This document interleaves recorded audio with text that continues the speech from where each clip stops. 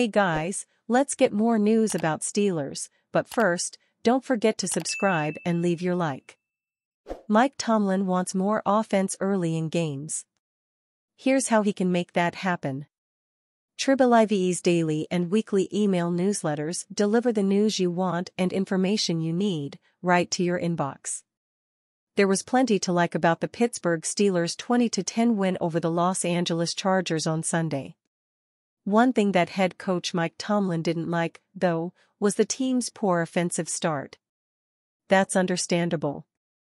After all, the Steelers went 3-and-out on the first two series, netting -5 yards of offense. Arthur Smith's unit did have one really nice touchdown drive on the next possession. But aside from that, the club's first-half production was 3 punts and a missed 62-yard field goal. Offensively, we didn't start with the level of fluidity that I would like. We've got to get that solved and get it solved quickly, Tomlin said Tuesday. Thankfully, we were in our home venue and our defense was playing really good there at the early stages of the game to minimize some of that. We're not as short of those things, particularly as we get into a hostile environment this week in Indianapolis. That has our attention in terms of areas needing improvement or work. It wasn't just Sunday's 7-point, first-half effort. The Steelers have yet to exceed 10 points in the first half of any of their 3 games this season. In the early stages of the season, as you pursue and attain victory, you better continually work on things that could be troublesome for you as you continue through the journey, Tomlin added.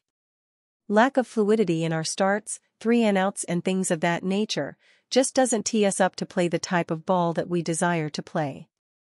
In response to his comments, I advanced an idea to Tomlin. How about trying to hit a few more chunk plays? Look for a few more quick strikes in the first half from blossoming quarterback Justin Fields instead of hunting, pecking and probing their way through the first halves of games. Maybe dial up an early home run shot down the field? You're a lot more optimistic than I am, Tomlin responded with a smile. I'm just talking about converting the first 3rd down or 2. We started the game with 2 3-and-outs. I'm interested in converting more 3rd downs when I talk about more fluidity. Well, you know me, coach. I'm nothing if not a bastion of optimism. But my boyish, whimsical good vibes aside, Fields was 11 for his first 11 to begin the first half of that game. Yet those 11 straight completions yielded a meager 64 yards. That's almost impossible to do. How about opening things up a little in the first half instead of waiting until after halftime before trying to do so? I understand your question, Tomlin replied. But when I made that statement, I was thinking specifically about converting 3rd downs and not warming up to that component of the game. 3-and-outs are not good for field positioning and establishing the right kind of mojo early in games. Okay, but I'd argue that building that mojo may be aided by taking the restrictor plate off of Fields in the first 30 minutes of games. And if you want better results on 3rd downs, throw the ball beyond the sticks more often. Fields had only 12 such passes heading into the LA game. He completed 8 of them, so do it more often. Film room, analyzing OG Mason McCormick's regular season debut. Pittsburgh Steelers general manager Omar Khan admitted that it was never the plan to select 3 offensive linemen over the team's first 5 picks of the 2024 NFL Draft, but when OG Mason McCormick was available in the 4th round he was too good to pass up. Zach Frazier has been the starter from Week 1, and Troy Fautanu was the starter in Week 2 before suffering a potentially season-ending injury in practice last week.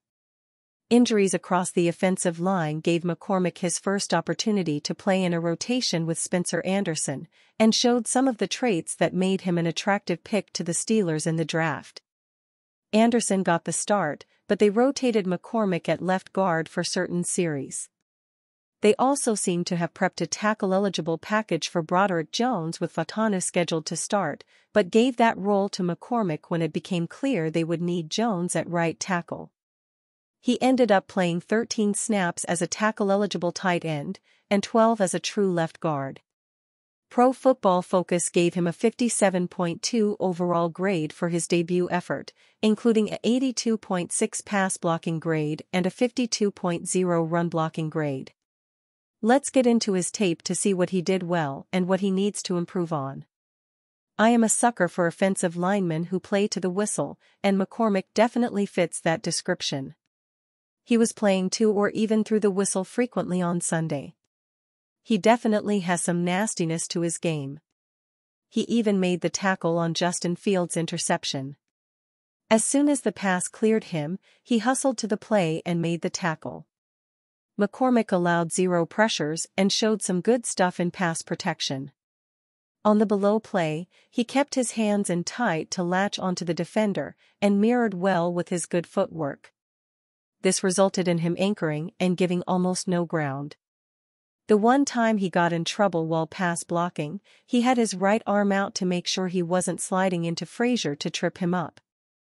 This resulted in him giving up his chest and getting blown back a few yards into the pocket.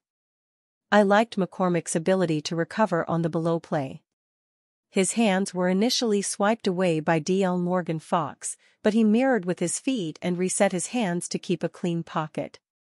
As a run blocker, he showed the ability to displace defenders. On this play, he gets outside arm on the defender's chest plate and his inside arm and head on the play side to dig the defender out of the hole and drive him several yards away. He stands a little tall and lets his feet get a little narrow for things to improve on. Here are some of the negatives that can happen when he stands tall and gets too narrow with his base. The defender was able to easily shed him and make the tackle on Najee Harris. Khalil Mack gave him a bit of a welcome to the NFL moment, executing a push-pull and dumping McCormick to the ground to force Harris to wash out to the sideline for a minimal gain. He got caught leaning his center of gravity out over his feet, and Mack took advantage. Overall, it was a solid performance in limited snaps, especially given that McCormick was moving around the offensive line in different spots. I like his nasty demeanor and his competitive toughness. His quickness mirroring defenders was also very encouraging. This was another solid debut for the 2024 rookie O-line class. Steelers urged to pursue former arch-rival, $48 million running back. The NFL doesn't place much stock in running backs these days, but when you struggle to run the ball, as the Steelers did in 3 games this season, the position math changes. The only reason they aren't running more is because, first, they are bad at it, and second, they have been so far behind the New Orleans Saints and Baltimore Ravens the last 2 weeks that deficits have forced the offense to heavy passing schemes. Steelers need to improve their ability to run the ball and keep opposing offenses off the field, and one way to do that is to sign a talented running back.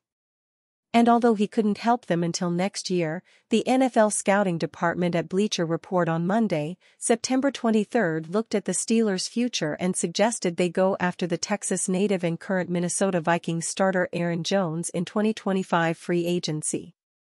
Some players' contracts are set to expire at the end of the season, leaving Steelers with a need for running backs. Even if one of them is retained, the offense could still use a dynamic option out of the backfield, BR wrote. Jones could be that option, as he has approximately 280 receptions for approximately 2,100 receiving yards in his career. While the 29-year-old, who turns 30 in December, doesn't have a long tenure with the club, it will also help keep his price down, especially if it means playing for a potential Super Bowl contender. Jones is making $7 million with the Vikings this year after signing a $48 million extension with the Green Bay Packers in 2021. Jones, who said the Steelers were his favorite team growing up. He recorded 118 rushing yards and 3 TDs on the ground, as well as 1 reception for 13 yards, in the Packers' 16-point victory. And you fan? What do you think of the situation of Aaron Jones? Leave your opinion in the comments.